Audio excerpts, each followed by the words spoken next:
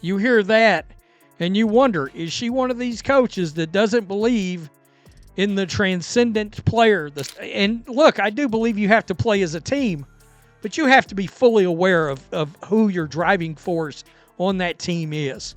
Stephanie White is known for being measured, thoughtful, and deliberate with her words.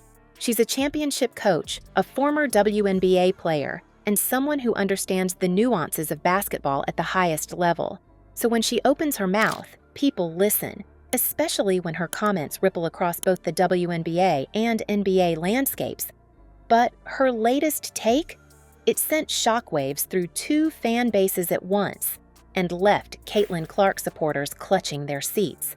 In an interview that was supposed to highlight the WNBA's newest ad campaign, featuring Caitlin Clark front and center, White somehow pivoted into something much deeper. There is, rightfully so. This is America's team, and this is America's sweetheart, Caitlin Clark. She was asked about how Clark's style of play could potentially evolve, especially given how much pressure she's under as the face of a new WNBA era.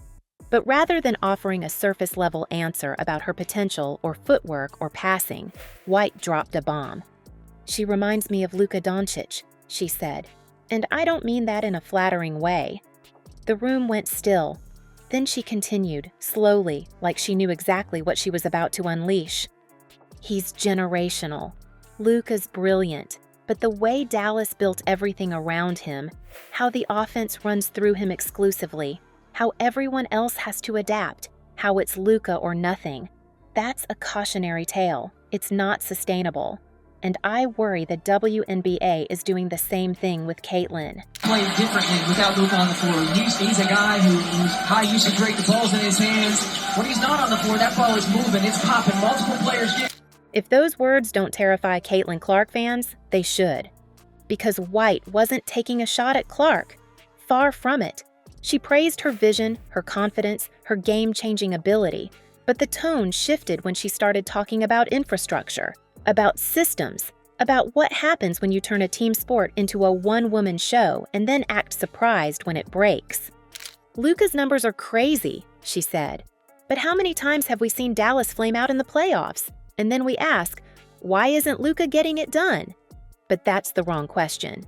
The right question is, why are we asking him to do everything? Why are we building broken systems around stars and then blaming the stars when it collapses? Then came the dagger. If the Fever don't learn from that, Caitlin will burn out too. You hear that and you wonder, is she one of these coaches that doesn't believe in the transcendent player? That one sentence exploded across sports media. It was the type of take that gets replayed on debate shows, chopped up for viral tweets, and argued about in barbershops and YouTube comment sections for weeks, not because it was outrageous, but because it was dangerously plausible.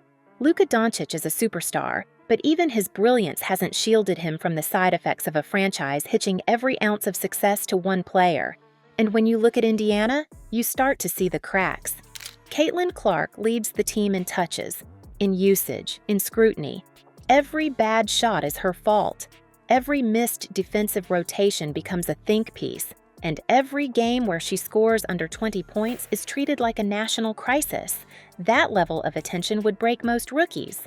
And while Clark has handled it with a smile and an arm sleeve full of confidence, you have to wonder how long she can carry that weight. That involves Luka Doncic, who, of course, was involved in the worst trade in the history of the NBA. Stephanie White's warning wasn't about the present. It was about what happens next.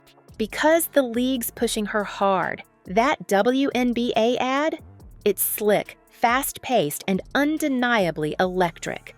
Clark is the centerpiece, shot after shot of her hitting logo threes, smiling at the camera and electrifying crowds. It's built like a superhero origin story. The marketing is brilliant. The execution, flawless. But the implication is what haunts coaches like White. "She's already being sold as the savior," she said. "That's dangerous, not just for her, but for the team, for the league.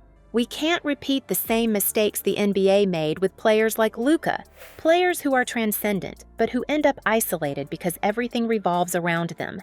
It's not a baseless fear. Luka Doncic's rise in Dallas was meteoric, but so was the erosion of a balanced system around him. Ball movement slowed. Off-ball cuts stopped. Everything became a question of whether Luka could create something out of nothing. And when defenses collapsed on him in the playoffs, the Mavericks had no plan B. That kind of hero ball may sell jerseys, but it doesn't build dynasties. White fears the Fever are being seduced by the same playbook. I mean, that right now, Stephanie White's the one defender in the league that's truly containing the superstar. Let her lead, she said, but don't trap her in the role of miracle worker. That's a lonely place, and it's not fair to her, to Boston, or to the future of the franchise. Even Clark's most die-hard supporters are starting to see it. The WNBA ad is fire. It's everything a league could want in terms of visibility, virality, and star power. But it's also a stark reminder that the burden on Clark's shoulders is colossal. She's not just being marketed as a great rookie. She's being positioned as the WNBA's engine, its icon, its economic catalyst. And look, I do believe you have to play as a team, but you have to be fully aware of who your driving force on that team is. That pressure is already showing. Every game she plays is overanalyzed.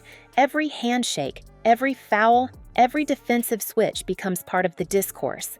Fans love her. Critics obsess over her.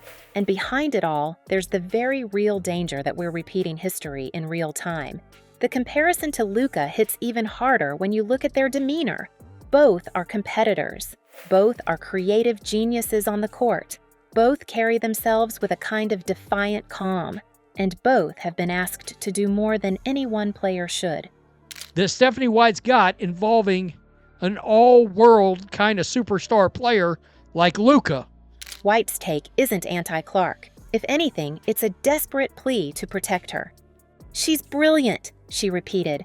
But brilliance needs structure. It needs rest. It needs others to step up and a system that lets them. That's what wins rings. That's what builds legacies. Caitlin Clark will continue to rise. There's no doubt about that. But whether that rise leads to sustained success or Luka-style burnout depends entirely on what Indiana and the league do next. Because the WNBA's new ad campaign has made its message clear. Clark is the centerpiece of the league's future. She's being pushed front and center on every broadcast, every platform, every promo. But what happens if the system around her can't keep up? What happens if she starts missing games? If her shooting dips? If she tries to force plays because she feels like she has to? What happens when her teammates stop cutting because they know she's going to take the shot anyway? Luka Doncic has been through all of it. And he's still fighting to break that mold, to escape the narrative that he's both the hero and the problem. Stephanie White doesn't want to see Clark go through the same purgatory. 1 minute. She's telling you right there how she wants to be able to play ball. And it's not happening. It's not happening. Let her be a star, White concluded. But don't make her the sun. Don't let everything else die in orbit. The line was poetic, but chilling. Because she's not wrong. And you can feel it already. Clark is glowing right now, but there's heat behind it. She's having to learn, adjust, lead, market, and perform all at once. That's not normal. That's not sustainable. That's not safe. The ad may be fire. The league may be riding high. But unless the Fever and the WNBA figure out how to share the load, they might be setting up their brightest star for burnout instead of brilliance.